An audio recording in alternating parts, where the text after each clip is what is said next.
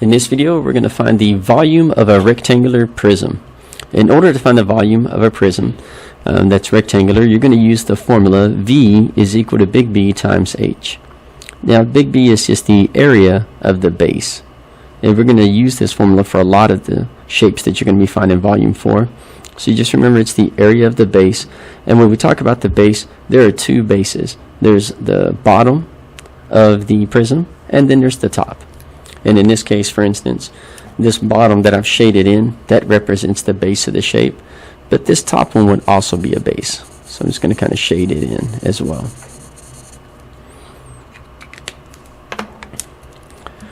Now, it's very important. What I normally do is I usually take the base and just write it out. I'm going to write right here, base. Notice that it is a rectangle, and it has side measures of 6, and it has a side measure of 8. And we'll call the 8 our length, and we'll call the 6 our width. And that's because in order to find the area of that base, our area formula for an actual rectangle is going to be the area is equal to length times width. So all we have to do is multiply those two numbers, and we have the area of our base. So this can also be looked at as simply length times width in place of the big B. Then we have the height. So when we have the height, we're actually talking about the distance between the two bases.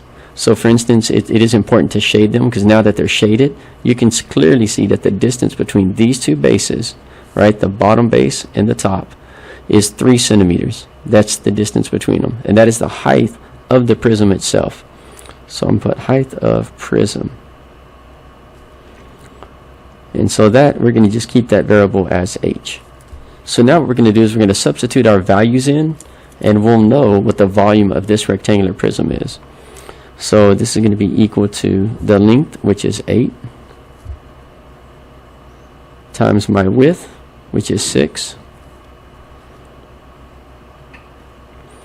and then times my height, which in this case is 3, because that's the distance between the two bases.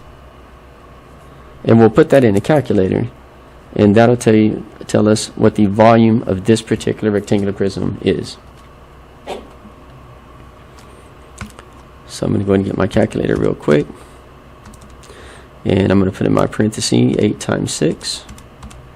That's my length times my width times the height of the prism, and it gives me 144. Now this is in centimeters. So since we're talking about volume, it's going to be 144 centimeters cubed. When we're talking about, for instance, surface area, it's going to be squared. But when we're talking about volume, we're talking about how many little cubes you can fit inside of this large rectangular prism. And so we do have it cubed. And that is my answer.